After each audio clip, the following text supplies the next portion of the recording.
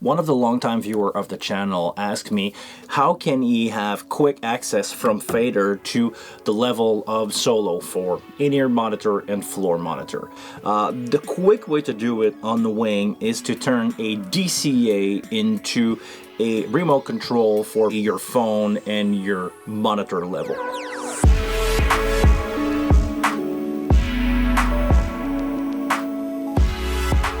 This is a fairly simple process. All you have to do is go on your DCA page. To access the DCA, make sure that in the center section of the console, you select the DCA. It's a knob just under the Send on fader, and you want to click the view button that is just under the screen. This is going to give you the assigned menu for the DCA. What I want to do is I want to turn DCA 15 and 16 into control for monitor A and B. The way to do this is to use the monitor A and B tag. Those tags can be accessed from this page here. In the bottom of each DCA, you have monitor A and B. Once you have the DCA that you want to use for that task in front of you, just click anywhere on the channel here.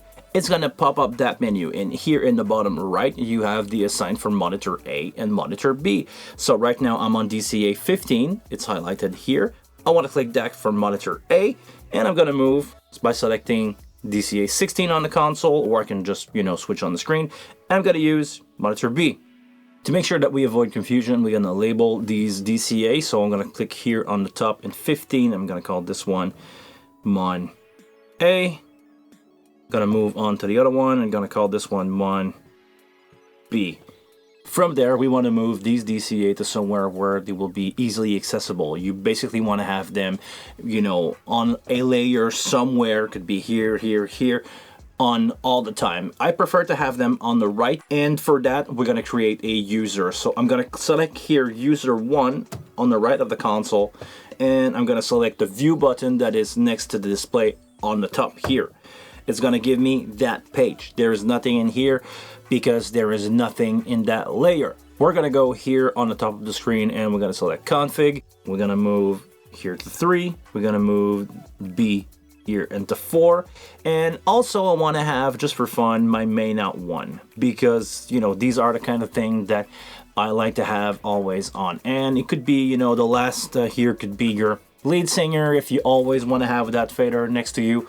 Basically, user layer are whatever you want them to be. You can put anything that you have here, your channel, your main bus, your DCA.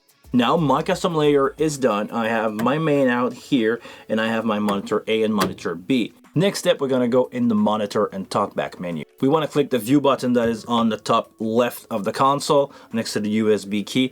This is where it's going to tell us what's happening with our monitor section. We have two menus here, monitor A and monitor B. And as you can see here, my monitor B is not at Unity.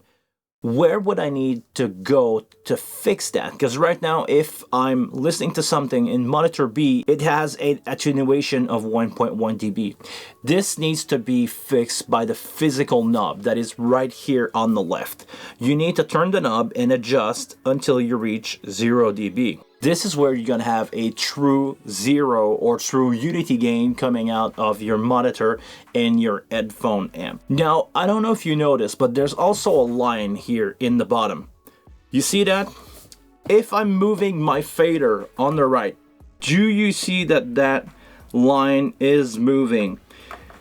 This is to indicate that your DCA are overriding the level coming from here. So basically see it like this.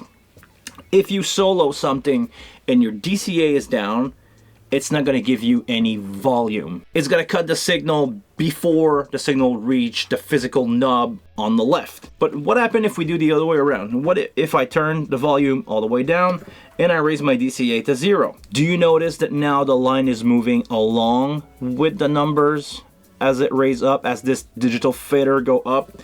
But if I move the DCA, it's going to go up or down accordingly. The physical knob here on the left will determine the absolute maximum of energy that you're going to get from those solo. So if your phone level or your monitor level is not correctly set, you will have a difference in volume depending on where that volume is, and it will have the last word on what's happening here. Even if you crank the DCA all the way up, you saw that that line has moved. If that physical knob here is all the way down, you know, it's going to bring it back down with it. So keep that in mind if you are doing this setup for monitor. Even if your DCAs are set at 0 dB, if the physical knob here is down, you won't hear anything. Now you may ask yourself, how do you decide in which output your mix bus are going for your monitor or for your in-ear monitor? Basically, the way that the console is designed, A is going to be more for your in-ear monitor. You know, it has the headphone logo.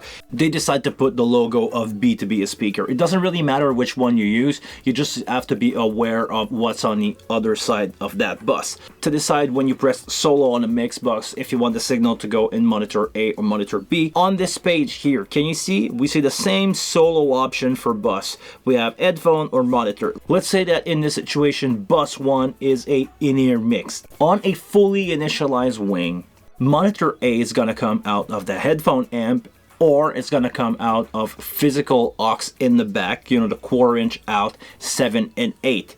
As you see here, this is hardwire in the console headphone amp, because you know the console has a headphone amp. When you connect your headphone on each side, it's a single amp, by the way, but it's physically connected to that. And also it's like a Y cable going out to 7 and 8. Let's say that if you're lucky enough to have a, you know, wireless pack for yourself, you can walk around, you just connect that, you know, spare wireless to 1/4" out, aux out, 7 and 8, and that's going to do the trick. We're good here, nothing to change. Let's say that bus 5 is a floor monitor. We don't want the signal of that bus coming out from the headphone. We want it to come out from our listen monitor if we have one, if we're lucky enough to have one. You need to tell the console where to send monitor B for that, because by default it's not going anywhere.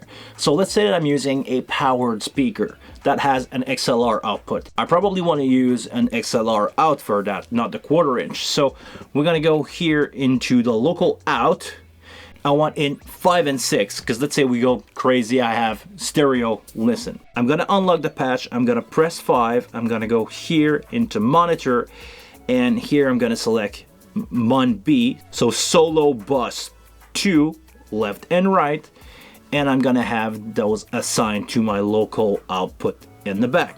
Local out refer to the 8 physical XLR that you have on the back of the full-size wing. Bus send 5, which is our floor monitor, is going to go out of solo bus B. Now if I press solo on bus 5, it's not going out to the headphone now, it's going out into solo bus B. Solo bus B that we assign to 5 and 6 in the back of our console. And now we can adjust the level of what we hear in our monitor, and only our monitor at the level we want with that fader. This is really good if you have any musician that is, you know, driving those monitor really loud on stage, and you want to listen to it, but you don't want it to be deafening loud at the monitor position. You can just drop the fader a little bit and make it easier on yourself.